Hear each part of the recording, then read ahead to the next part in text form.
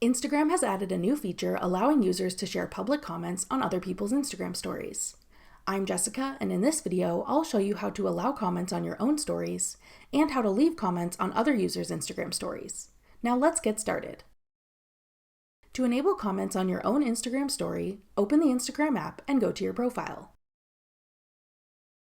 Tap the menu icon in the top right corner.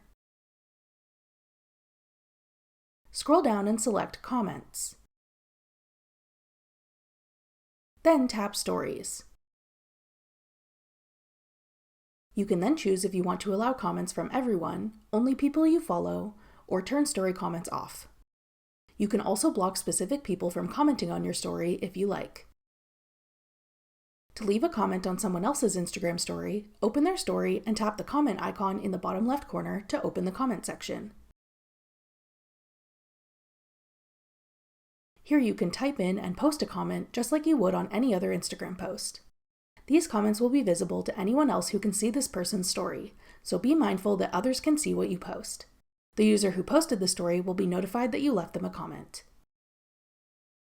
If you don't see the comment icon in the bottom left corner, this user has likely not enabled story comments or has limited comment access to specific users.